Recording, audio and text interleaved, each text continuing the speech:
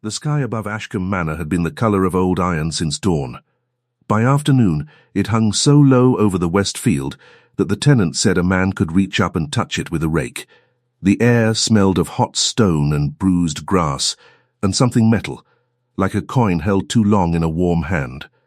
Miss Vivienne Ashcombe stood at the drawing-room window, with her fingers pressed lightly against the cool glass, and watched the light change over the old oak at the top of the hill.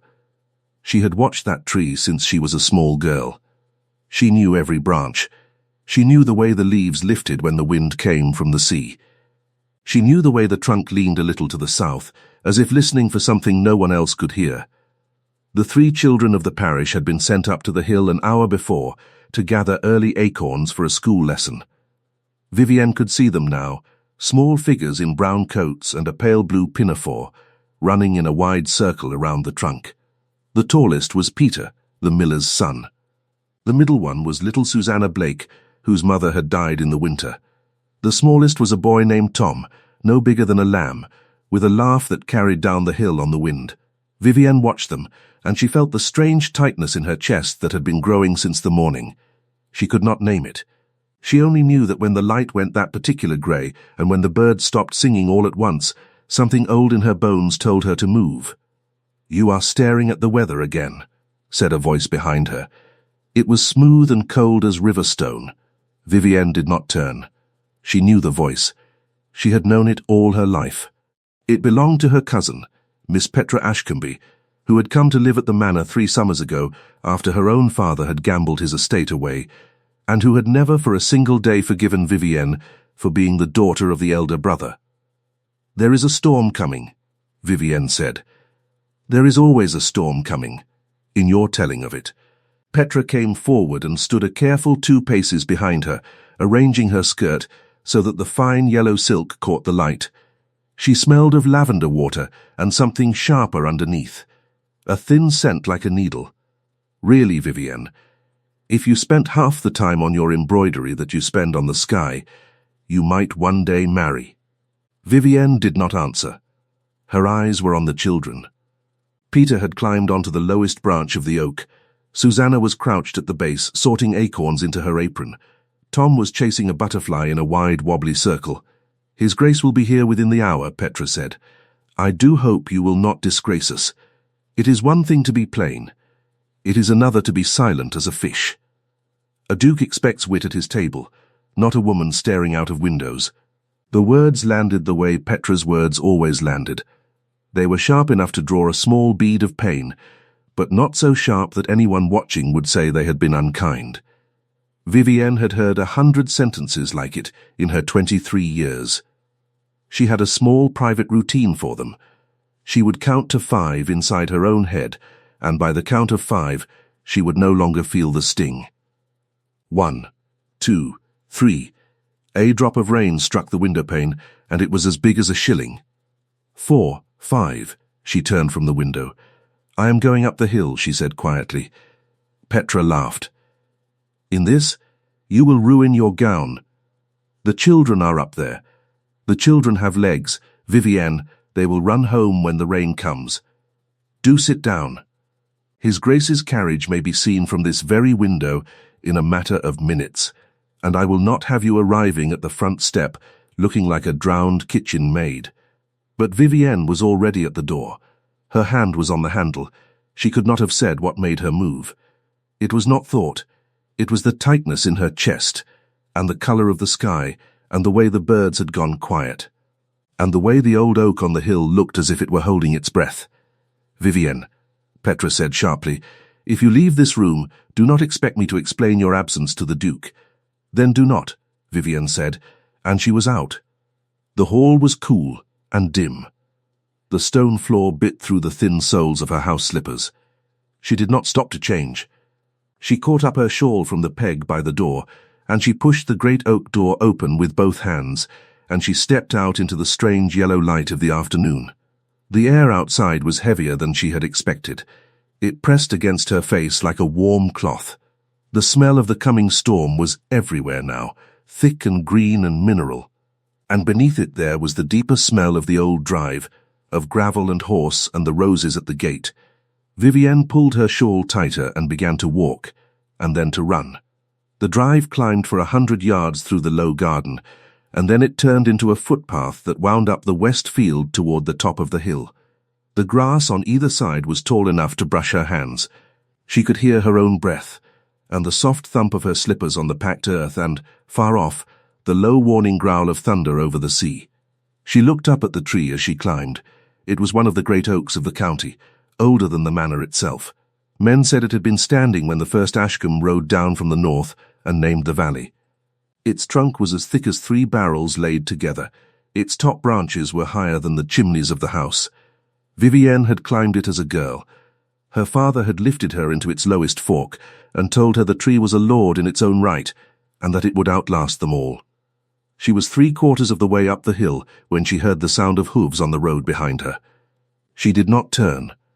She could not spare the second. She could see the children now, close enough to shout to. Peter was still up on the branch. Susanna had stood up with her apron full of acorns. Tom, small Tom, was standing right at the base of the trunk, both his little hands pressed against the bark, looking up at Peter and laughing. "Peter," Vivienne called, and her voice was thinner than she had meant it to be. The wind took half of it away. "Peter, come down. Come down at once." Peter turned. He saw her. He waved.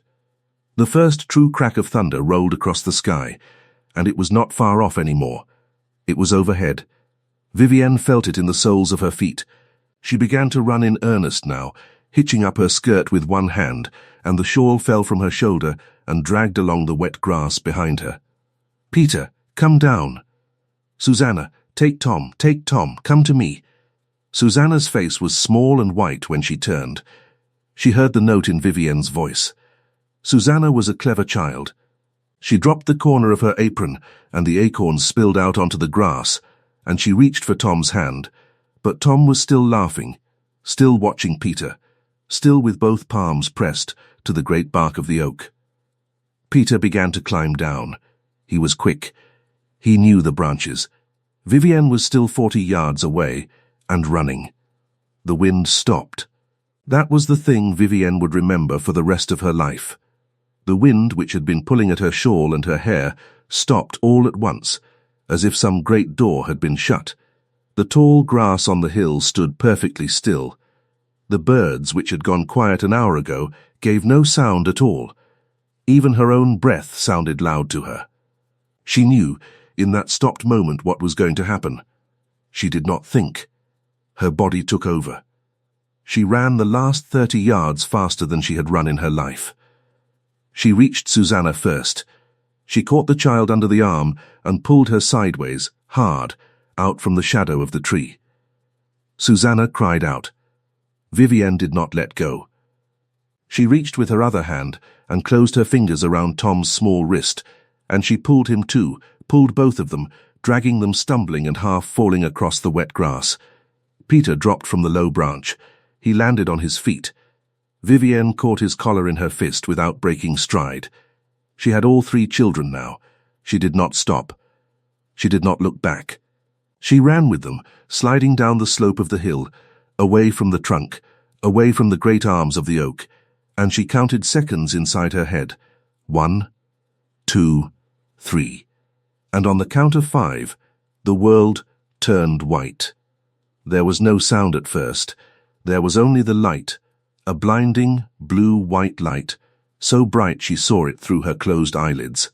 And then the sound came, and it was not a sound at all. It was a great tearing, as if the sky itself had been ripped down the middle. She felt the ground shudder under her slippers. She felt Tom's small body twist against her side, and heard Susanna scream, and heard Peter shout something that might have been a word, or might have been nothing. She did not stop running. She did not stop until they were far down the slope of the hill, and only then did she throw herself to the ground and pull all 3 of them under her, curled around them like a hen over her chicks, her shawl thrown over the smallest one's head. Behind them, with a sound like the world breaking, the old oak fell. It did not fall in the way trees fall in stories. It came apart. The great trunk split from the crown down, and one whole side of it, a piece bigger than a cottage, tore free and crashed to the ground in a rain of leaves and splinters and smoking bark. The earth where Tom had been standing, where Susanna had been sorting acorns, where Peter had been climbing, disappeared under the weight of it. The sound rolled down the hill and out over the fields, and Vivienne felt it in her teeth. Then there was quiet, and then there was rain. It came down all at once, cold and heavy, and it hissed against the smoking wood behind them. Vivienne lay in the grass with the 3 children pressed against her body, and she could not have said, in that moment, whether she was breathing or not. She could feel each of them. Peter was shaking. Susanna was crying without sound, the way children cry when they are past making noise. Tom, the smallest, was silent, and for a terrible half a second she thought he was hurt, and then she felt his small fist close on a fold of her sleeve, and she nearly wept with the relief of it. "You are all here," she whispered. "You are all here. You are all here." She said it 3 times, as if by saying it she could make it true. It was then that she heard the boots. They came down the slope from the direction of the drive, fast, heavy on the wet earth. She turned her head and pushed her wet hair out of her eyes with her sleeve. A man was running toward them. He was tall. His coat was dark and expensive, and it flew open behind him as he ran.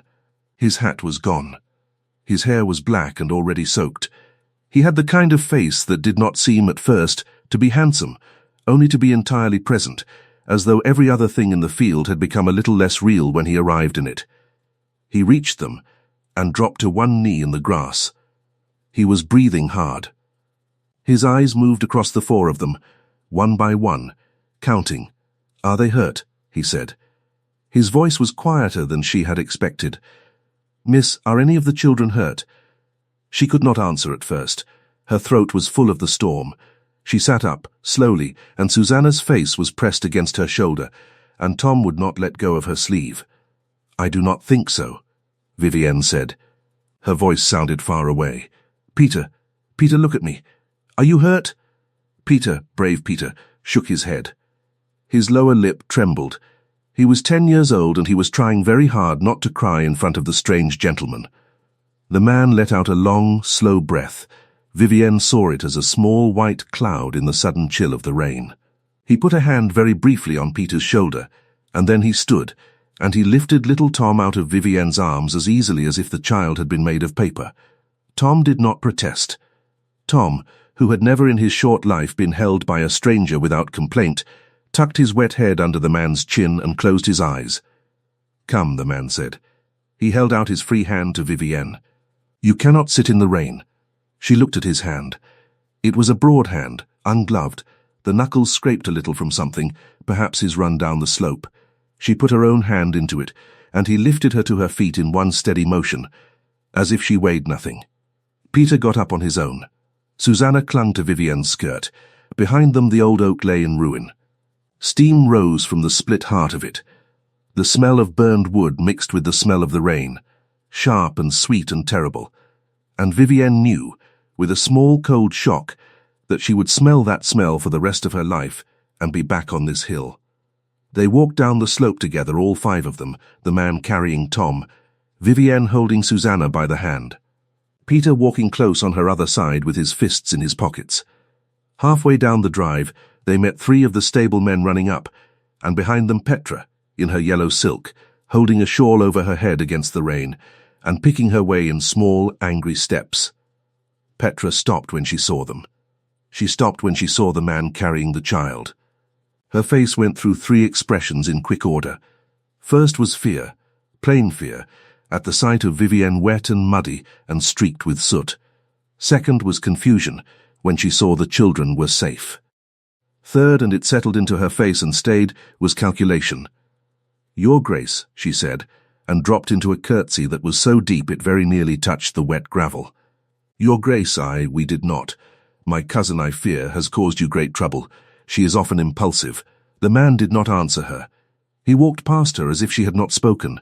He carried Tom to the front step of the manor and set him gently down, and then he crouched to be at the child's height, and he said something low that Vivienne could not hear. Tom nodded. Tom, who had not said a word since his mother had died, whispered something back.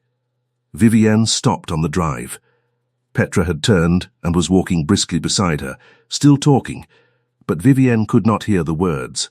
She was watching the man on the step with Tom. "Vivienne," Petra said, and pinched her elbow through the wet muslin. "Vivienne, do you hear me? That is his Grace, the Duke of Ravensmere. You have received him looking like a bog woman. You have carried on in front of him like a farm girl." "I do not know how I shall explain, Petra," Vivienne said. "Please be quiet." She said it softly. She said it without heat. But Petra, who had been pinching her elbow, let go as if she had touched a hot iron. Petra's face went white, and then red, and she opened her mouth once and closed it again, and it was the first time in 3 summers that Vivienne had spoken to her in that voice. The Duke stood up from the step. He turned. His eyes, which were the colour of wet slate, found Vivienne's across the drive. "Miss Ashcombe," he said. He had not been introduced to her. He knew her name. "Will you come inside? Your slippers are ruined, and the child in your arms is cold." Vivienne looked down and saw that she was, somehow, still holding Susanna, and that Susanna was indeed shaking. She had not felt it. "Yes, Your Grace," she said. They went into the manor. The great hall was full of the smell of a fire lately lit, and of the wet stone of the outer walls. The Duke set Tom on a settle by the fire and wrapped him in a rug. Peter he seated on the stool beside it. Susanna, Vivienne kept in her own arms until the child fell asleep against her shoulder from the sheer exhaustion of terror. Only then did Vivienne set her down beside Tom. Petra hovered in the doorway. Petra rang for tea. Petra ordered a bath drawn. Petra managed the household. Petra was very good at managing when there was a duke to be impressed. Vivienne watched her out of the corner of her eye, and Vivienne understood, quite calmly, that her cousin was going to say something before the evening was over. Petra did not know how to see her humiliated in front of a great man and let it pass. The Duke did not sit. He stood by the fire, with his hands behind his back. The rain had darkened his coat almost to black. His hair, drying now in the heat, was showing curl at the ends. He was, Vivienne saw now, perhaps 30 years old. He was not a young man, and he was not an old one. He had the settled quiet of a man who had already learned what mattered to him and what did not. "You went up the hill," he said. It was not a question. He was looking at her. "Yes, Your Grace. You saw the storm coming." "Yes, before I did," he said. "I was on the drive and I saw the sky and I turned my carriage back, and I ran up the last of the hill on foot when I heard the strike. I was 50 yards behind you." He paused. "You had already pulled them clear." "I do not know how I knew," Vivienne said. "I only knew that I did." He nodded once. He did not say anything else. He looked at the fire. Vivienne looked at the sleeping children on the settle. Petra came back into the room with a maid and a tea tray, and the room filled with the small polite noises of cups and spoons, and the sound of the rain still hammering at the windows. The doctor came within the hour. He examined all 3 children. There was not a scratch on any of them. Peter had a bruise the size of a penny on his elbow from the drop out of the tree. Susanna would sleep, the doctor said, and wake tomorrow, and be a child again. Tom had inhaled a little smoke and had a small cough. Nothing that a warm bed and a good broth would not mend. "By any measure," the doctor said, drying his hands, "it is a miracle, ma'am. A tree that size, when it goes over, I have seen men killed by a branch 1/10 its weight." He looked at Vivienne with a strange, hesitant respect. "Miss Ashcombe, 5 seconds later and the parish would have 3 little graves to dig this week." 5 seconds. Vivienne felt the room tilt slightly, and she set her cup down carefully so that it should not rattle in the saucer. "Then I am very glad," she said, "that I was not 5 seconds later." The doctor went away. The children were carried up to guest rooms and warmed and fed. The parents were sent for. Word ran through the village faster than any messenger could carry it. By the time the rain slackened toward evening, half the parish was standing at the manor gate in wet shawls and caps, wanting only to see with their own eyes that the 3 children lived. Vivienne, changed at last into a dry gown of soft grey wool, came down the stair. She had thought the great hall would be empty. It was not. The Duke was still there. He stood at the tall window that looked over the drive, hands behind his back, watching the villagers at the gate. He did not turn as she came down. But she knew that he had heard her, because his shoulders shifted in the smallest way, as if he had been waiting. Petra was there too. Petra had changed as well, into pale rose, and had done her hair. Petra was seated on the sofa, arranging a little dish of sugared almonds and smiling in a way that showed both her dimples. "There you are, Vivian," Petra said, and her voice was warm now, warm as a cake fresh from the oven. "I was just telling His Grace what a fright you gave us. My poor cousin. She has always been the sort to fly into a field at the first drop of rain, ever since she was a little girl. It is fortunate for the children that she happened to be looking out of the window at the correct moment, is it not?" "Your Grace?" Vivienne stopped at the foot of the stair with her hand on the banister. She heard the sentence. She counted, inside her head, to 5. The Duke turned from the window. He did not look at Petra. He looked at Vivienne. His face was perfectly still. "Fortunate," he said, "would not be the word I would choose." Petra's smile did not fall. Petra was too well trained for that. But her fingers tightened slightly on the little silver dish. "Oh, well, of course. I only meant," "You meant," the Duke said, still not looking at her, "that your cousin happened by accident to be near a window at the right moment. That is what you told me at the door. That is what you have been telling me for the past half hour." His voice did not rise. It only dropped a very little, the way a good blade drops into the hand. "It was not an accident, Miss Ashcombe." She saw the storm coming from a mile off. She knew what was going to happen before any of us. She went up that hill in her house slippers because no one else believed her. She pulled 3 children clear of a tree that would have crushed them, seconds before it fell. Do not, in front of me, describe that as luck. The great hall was silent. It was so silent that Vivienne could hear the rain sliding down the outside of the window and the low, soft crackle of the fire in the grate. Petra's mouth opened. Then it closed. She stood up very slowly, and her lovely rose skirt whispered against the sofa, and her eyes were bright and hard. "Your Grace," she said. "I am sure I never meant, I am sure you did," he said. He turned his eyes on her then, only for a moment. It was enough. Petra sat down again. She sat down all at once, as if her knees had chosen for her. The Duke walked across the room to the foot of the stair. Vivienne had not moved. Her hand was still on the banister. He stopped 2 paces from her, and he did not bow, but he inclined his head, and it was more than a bow. "Miss Ashcombe," he said quietly, "I came to Ashcombe to conclude a matter of business with your late father's estate. I meant to be here half a day, and gone before evening. With your permission, I should like to stay tonight. There are things I would say to you, if you will hear them. Not now. When the house is quiet." "Yes, Your Grace," she said. She did not know what else to say. He inclined his head again, and he went back to the window. Petra rose. Petra excused herself. Petra swept out of the hall with the last of her dignity gathered in her fist, and the door of her sitting room shut behind her with a small, sharp click. Vivienne sat down on the 3rd stair. She sat down because her legs would no longer hold her. She pressed her palms flat against the cool wood on either side of her, and she breathed in, and out, and in again. Outside the tall windows, the rain had turned to a soft, steady fall. The villagers had begun, slowly, to disperse. Word had reached them that all 3 children lived. Small groups of them walked back down the drive with their arms about each other's shoulders, and even at that distance Vivienne could see that many of them were weeping. The Duke stood at the window for a long time. He did not speak. She did not speak. But she was aware of him, in the way one is aware of a great tree at the edge of a field, or of a fire at the far end of a long room. Not looking at him, feeling that he was there. At length, when the light in the sky had gone from grey to a deeper, softer colour, he turned. He crossed the hall, and he did not stop at the fire. He came to the foot of the stair.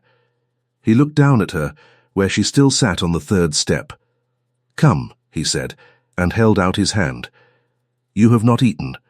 There is soup in the small parlour." Your cook is a kind woman. She has been trying to put something warm into you for an hour and you have not noticed. She looked at his hand. She had held it once already today.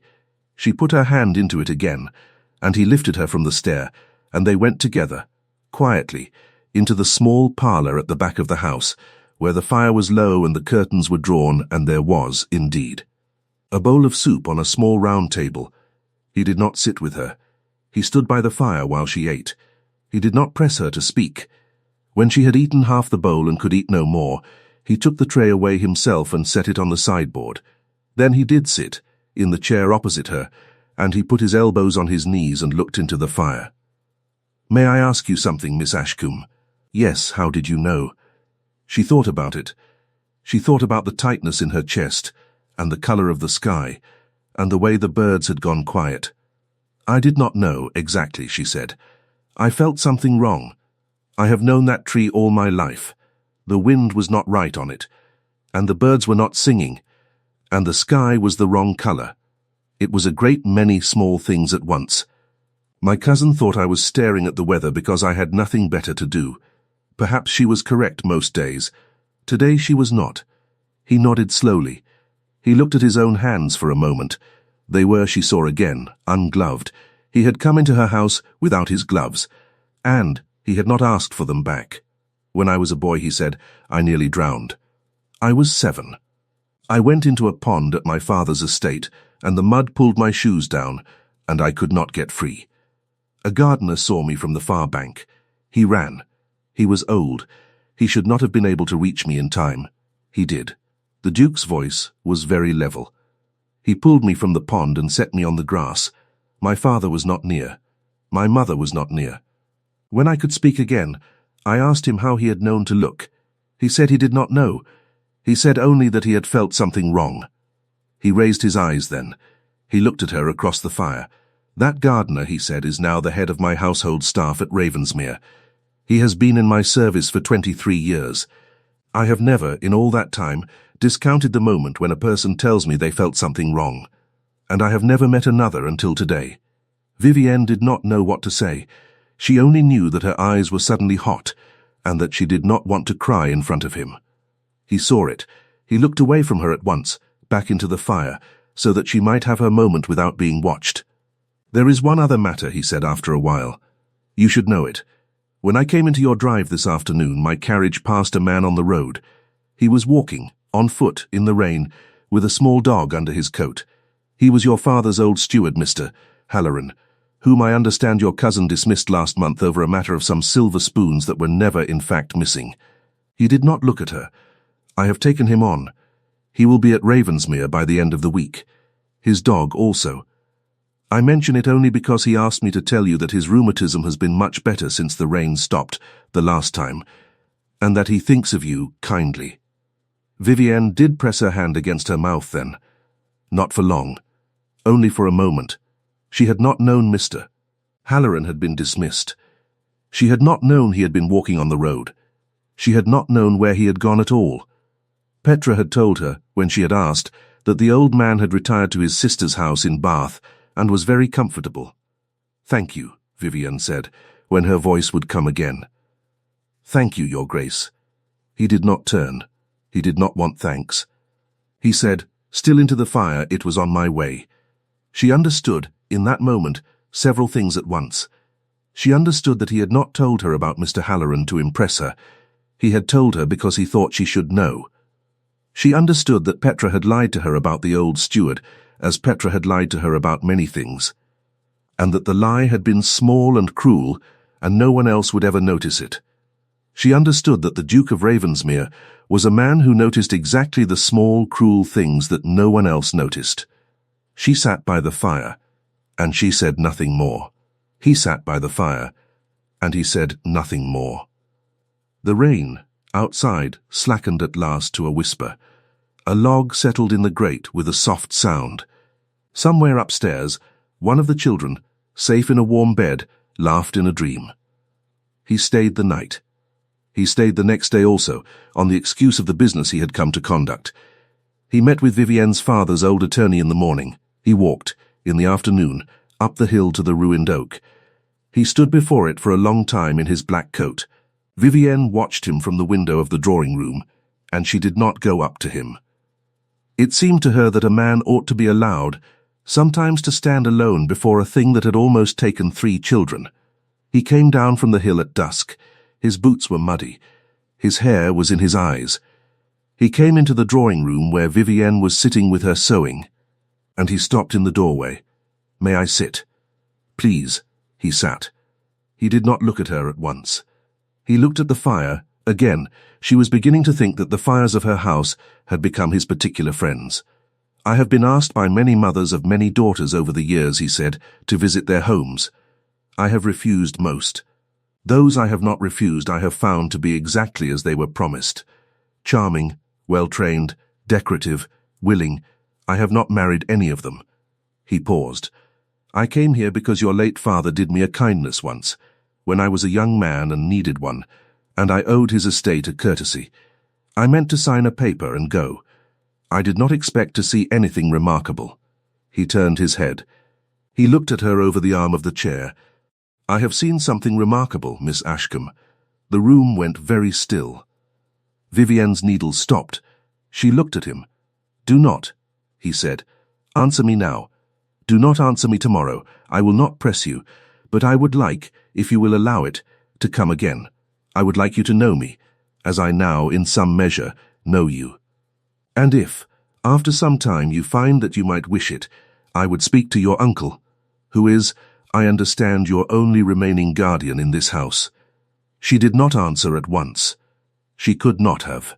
She only sat with her sewing forgotten in her lap, and she looked at him, this large, quiet man who had come into her hall with his hair full of rain, and lifted a small, silent boy as if the boy had been made of paper, and who had taken on an old steward and a dog because they had been walking on the road. "You may come again, Your Grace," she said. "Thank you," he said. He rose. He bowed. He went to the door. There he stopped, with his hand on the handle. He did not turn. "You are not to allow your cousin," he said quietly, "to speak to you as she did last night. Not in your own house. Not in any house. Not while I have the honor of knowing you." He did not wait for her to answer. He opened the door and went out. The house was very quiet after he had gone.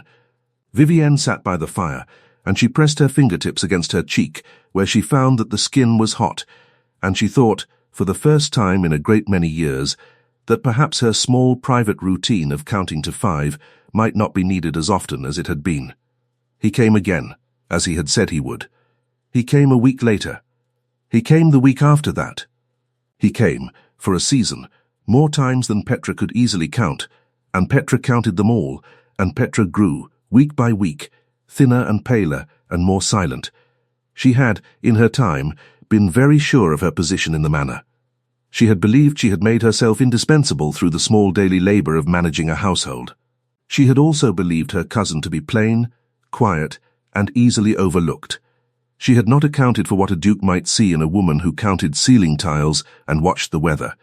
She had not accounted for a woman who could pull 3 children out from under a falling tree. The duke did not come alone.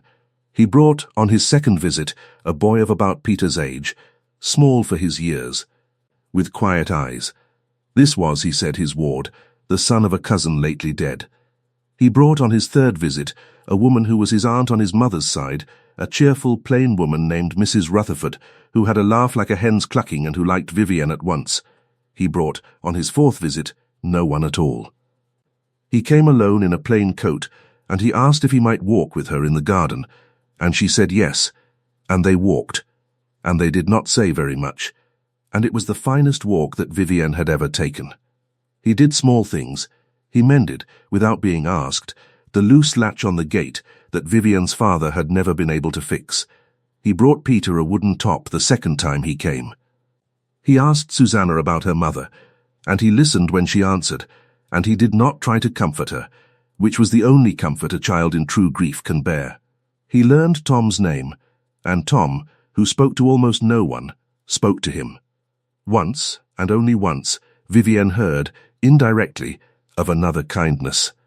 It came from the housekeeper, who told her in passing that the Duke, on his fourth visit, had gone into the kitchen after supper and had spoken quietly for some time with old Mary, the scullery woman, whose son had gone for a soldier and who had had no letter for 6 months. He had asked the son's regiment. He had asked the son's name. 2 weeks later a letter had come for Mary from the son, alive and well, and stationed at a fort by the sea. The housekeeper did not know how His Grace had done it. Mary did not know. Only Vivian, who understood by then a little of the kind of man the Duke was, understood that he had done it, and that he had done it in such a way that no one would ever be able to say, quite for certain, that he had. And then, one afternoon in late autumn, when the leaves in the west field were the colour of the coin she remembered from the morning of the storm, Petra made her mistake. There was a small gathering at the manor, not a ball. Nothing so grand. A tea, given for the neighbours at Mrs. Rutherford's cheerful insistence. The drawing-room was full. There was the smell of the good China tea and of the small cakes made with the last of the summer honey. There was the soft sound of many polite conversations. There was Vivienne, in a gown of deep green wool, standing near the window, quiet as she had always been quiet, but not, any longer, invisible. The Duke was across the room, speaking to the vicar. Petra was near the tea table. Petra had had 2 glasses of the wine that Mrs. Rutherford had thoughtfully provided, and Petra was speaking rather more loudly than was her usual habit to a Mrs. Crenshaw, who had come from the next village and did not know the family. "Oh, my cousin," Petra was saying. "Yes, of course. She is a dear thing. Very quiet. She was always the quietest child. Truly, we hardly noticed her for years. Even the servants used to walk past her in the passage without seeing her. It is only her little accident with the oak tree, you understand, that has made everyone remember she exists. Really, it is quite droll. A woman waits her whole life for a moment, and hers came in the shape of a thunderclap. She would be nothing without it. Nothing at all." The room did not exactly go silent, but a great many small conversations paused. Mrs. Crenshaw looked uncertain. The vicar's wife, standing 3 paces off, set her cup down carefully. Mrs. Rutherford, at the tea table, turned her head sharply. Vivienne heard it. She heard every word. She stood by the window with her hands folded before her, and she felt the old sting, and she counted, inside her head, to 5. 1, 2, the Duke had turned from the vicar. He was looking at her across the room. 3, 4, he was walking. He was crossing the room. He was not stopping. 5, he stopped beside her at the window. He did not look at Petra. He did not look at any of them. He looked only at Vivienne. His face was very calm. "Miss Ashcombe," he said, and he pitched his voice so that it carried, gently, to every corner of the room. He did not shout. He did not need to. "I have carried a question for a season now, which I have promised myself I would not ask until I was quite sure of the answer. I find that I am sure. I find that I have been sure for some time. If you will permit me, before this good company, I should like to ask it now." The room, which had only paused, went silent. Truly silent. Every cup in every hand stopped moving. Every head turned. The vicar's wife had her mouth a little open. Mrs. Crenshaw, who did not know the family, had gone quite pink. Petra, at the tea table, held her wine-glass in a hand that had begun, very slightly, to tremble. The Duke of Ravensmere took Vivienne's hand. He did not kneel. Not yet. He held her hand quite lightly in both of his, and he looked at her, and only at her, and Vivienne, who had spent 23 years being a woman that most rooms forgot, understood at last that she was in a room that would not, for the rest of its life, ever forget her. "Miss Vivienne Ashcombe," he said, "would you do me the honour of becoming my wife?" He knelt then, slowly, on one knee, on her mother's old carpet, in front of the tea table, in front of the vicar's wife, in front of Mrs. Crenshaw from the next village, in front of Petra, with the wine-glass shaking in her hand. Vivienne looked down at him. He was still holding her hand. His head was bent a little. She could see the small curl at the back of his hair where it had begun to dry that first afternoon by the fire.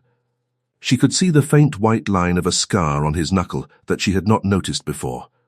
She could smell the good soap he used, and beneath it the faint warm scent that was only him, and she thought, for a long, slow moment in which every other person in the room seemed to have stopped breathing at once, of a little boy pulled from a pond, and of an old steward walking on a road with a small dog under his coat, and of a scullery woman with a letter from her soldier son, and of Tom, small silent Tom, whispering a first word into the shoulder of a stranger who had lifted him out of the rain. "Yes, Your Grace," she said. Her voice was quite steady. "I would." He rose. He kissed her hand. It was, in the sight of all that company, the most correct and public thing a gentleman could do, and it was also, because it was he who did it, and she who received it, the most private thing that had ever happened in that room. The room, which had been silent, made a sound. It was not a cheer. It was something softer and stranger. The sound many people make together when they have witnessed a thing they know they will speak of for the rest of their lives. Mrs. Rutherford, at the tea table, was frankly weeping. The vicar's wife had produced a small square of linen. Peter, the miller's son, who had been eating a cake by the door, dropped the cake and did not notice. Petra set her wine-glass down on the table. It rattled once against the wood. She stood very still, and her face was the colour of old parchment. The Duke turned. He did not turn to Petra. He turned to Mrs. Crenshaw, of the next village, who did not know the family. "Madam," he said, quite politely, "you have not, I believe, been rightly informed. My betrothed did not wait her whole life for a moment. She has, for as long as she has drawn breath, been a woman worth the noticing. It is not she who was made by the storm. It was the storm that had the great good fortune 3 months ago to be witnessed by her." Mrs. Crenshaw did not know what to say. Mrs. Crenshaw curtsied. It was a good curtsy. The Duke inclined his head. He did not look at Petra at all. He did not need to. The room had heard him. The room would remember. Petra left the drawing-room very quietly, some minutes later. She left the manor within the week. She went in the end to a great-aunt in the north, who was very old and very rich and very deaf, and who paid Petra a small allowance to read to her from the newspapers in the afternoons. Petra spent many years in that great-aunt's house. She was, by all accounts, very quiet there, and no one at Ashcombe heard from her often, and it was, in its own quiet way, a fair enough justice. They were married in the spring, in the small church at the foot of the hill. The 3 children stood at the front. Tom held Susanna's hand. Peter carried the ring on a small blue cushion, and he did not drop it. Miss Halloran, the old steward, stood in the second pew, with his small dog at his feet, and old Mary, the scullery woman, stood at his shoulder, dressed in her Sunday best, weeping quite openly, and not caring who saw. Mrs. Rutherford wept too, in a manner much like a hen's clucking. The Duke's ward, the quiet boy, stood at his uncle's shoulder as the best man, and looked up at him from time to time with a small private pride. Vivienne wore her mother's veil. She walked down the aisle on the arm of her uncle, who was a shy man and pleased to be needed. She did not look at the pews as she walked. She looked at the man at the end of the aisle, in his dark coat, with his hair curling a little at the ends from the damp of the morning. And she felt no fear at all. Afterwards they went, the whole party, up the west field to the top of the hill. The Duke had, some weeks before, ordered a young oak brought from his own estate, and it stood now in a hole freshly dug where the great tree had been. It was a slender thing. It was no taller than Vivienne herself. Its leaves were bright as new pennies. Tom, small Tom, who spoke now, though not often, was given the honour of setting the first spadeful of earth against the young trunk. He did it very carefully, with a small, serious face. Susanna set the second. Peter set the third. Vivienne set the fourth. The Duke set the fifth, and pressed the earth flat with the palm of his hand, and did not brush the earth off after. They stood for a while, all of them, on the top of the hill in the spring wind. The air smelled of new grass, and of the sea, and, faintly, still, if one knew what to look for, of an old, deep, dark thing at the heart of the earth that had once been struck by lightning. Vivienne stood beside her husband. She was aware of him, in the way one is aware of a great tree at the edge of a field. He looked down at her. "It will be a long time," he said, "before this one is as tall as the one that fell." "Yes," she said, "we shall not see it grow to full height." "No, but it will grow," he said. It will grow, and other children will play beneath it, and one day someone standing on the drive will look up at this hill and see a tree that has always been there. She looked up at him. She smiled a very small smile, and she reached out her hand and slipped it through the crook of his arm. "Yes," she said. "That is quite enough." They walked down the hill together, in the soft light, and behind them the young oak stood in the wind. The parish, in the years after, would come to speak of two things when they spoke of Ashcombe Manor. They would speak of the day the lightning struck the old oak, and the woman who had pulled the children clear seconds before it fell. And they would speak of the marriage that had come out of that day, which many said was the truest and quietest marriage the county had ever seen. They were both, in their way, storm and shelter, and the little tree on the hill grew, year by year, into the space that the old one had left, and in time no one who had not been there could remember which oak was which. Some things fall, the old people of the village would say, so that other things may be planted, and some women, once seen, are seen forever after.